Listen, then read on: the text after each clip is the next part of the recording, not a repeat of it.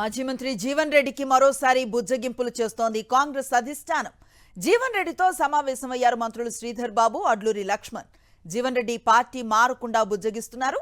ఈ నెల 25న జీవన్ రెడ్డి రాజీనామా చేస్తారనే ప్రచారం జరిగింది. ఈ నేపథ్యంలో జీవన్ రెడ్డితో మంత్రులు శ్రీధర్ బాబు, అడ్లూరి లక్ష్మణ్లు భేటీ ప్రాధాన్యతను సంతరించుకుంది.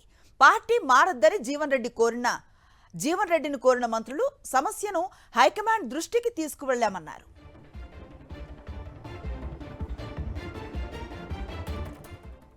కంప్లీట్ డీటెయిల్స్ అందిస్తారు మా కరెస్పాండెంట్ రాకేష్. చాలా రోజుల నుంచి చూస్తూ ఉన్నాం,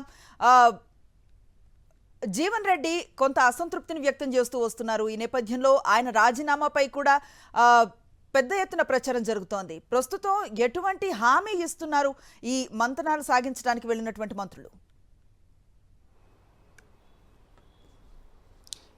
పార్టీ మారుతారని జీవన్ రెడ్డికి సంబంధించిన వార్తలు వస్తున్న నేపథ్యంలో కాంగ్రెస్ పెద్దలు అలర్ట్ అయ్యారు. 2 రోజుల క్రితం ఇన్ఛార్జి మీనాక్షి నటరాజన్ జీవన్ రెడ్డితో ఫోన్లో మాట్లాడింది. నిన్న హైదరాబాద్ వచ్చిన నటరాజన్ పిసిసితో ఈ అంశాన్ని మాట్లాడి ఇద్దరు మంత్రులు, జిల్లాకు సంబంధించిన ఇద్దరు మంత్రులు శ్రీధర్ బాబు అలాగే అడ్లూరు లక్ష్మణ్ కూడా ఇద్దరు కూడా ఈ బాధ్యత అప్పగించారు. ముఖ్యంగా జీవన్ రెడ్డితో మొదటి నుంచి కూడా శ్రీధర్ బాబు అలాగే అడ్లూరు లక్ష్మణ్ సత్సంబంధాలు కొనసాగిస్తున్నారు.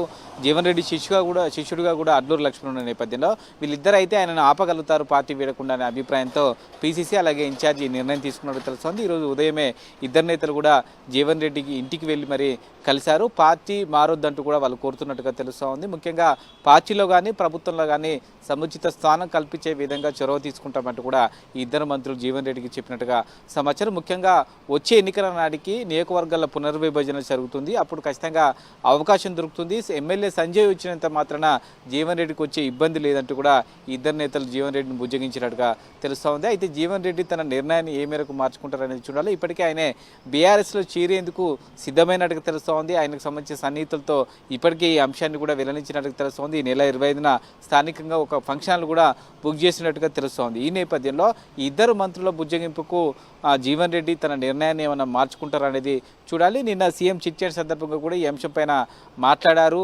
పీసీసీ అలాగే ఇన్ఛార్జి ఇద్దరు కూడా జీవన్ రెడ్డితో మాట్లాడారు. ఆ వ్యవహారం అంతా కూడా వారిద్దరే చూసుకుంటారని కూడా చెప్పిన నేపథ్యంలో పీసీసీ ఫైనల్గా మాట్లాడే అవకాశం కనిపిస్తూ ఉంది.